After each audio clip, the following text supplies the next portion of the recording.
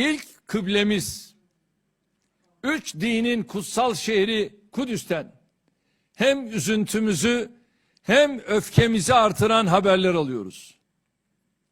Zalim İsrail, terör devleti İsrail, mukaddesatlarını korumak, binlerce yıllık evlerine, yurtlarına sahip çıkmak dışında hiçbir gayeleri olmayan Kudüs'teki Müslümanlara vahşice ve ahlaksızca saldırmaktadır.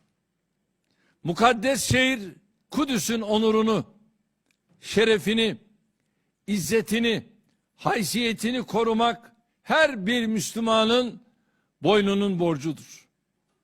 Mescid-i Aksa başta olmak üzere Kudüs'teki ibadethanelere ve Müslümanlara yönelik her saldırı aynı zamanda bizlere yapılmış saldırıdır.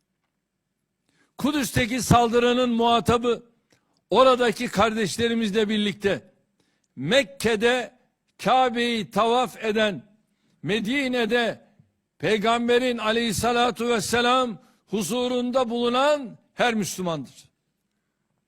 Bu saldırının muhatabı İstanbul'da, Diyarbakır'da, Bağdat'ta, Kahire'de, İslamabad'da, Jakarta'da, Kuala Lumpur'da, Bakü'de, Saraybosna'da yaşayan Müslümanların her biridir.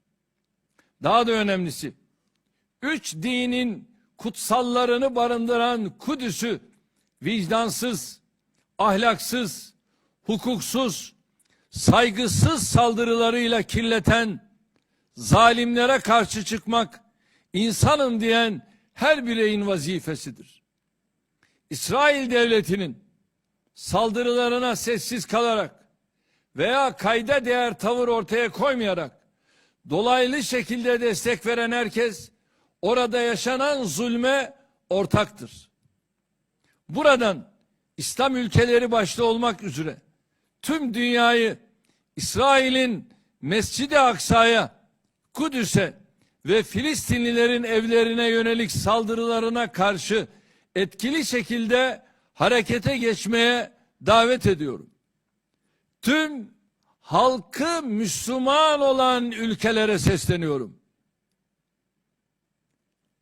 Bir olma zamanında, beraber olma zamanında İsrail'in insanlığın ortak kurumlarının kararlarına, temel insan haklarına, uluslararası hukuka ve insan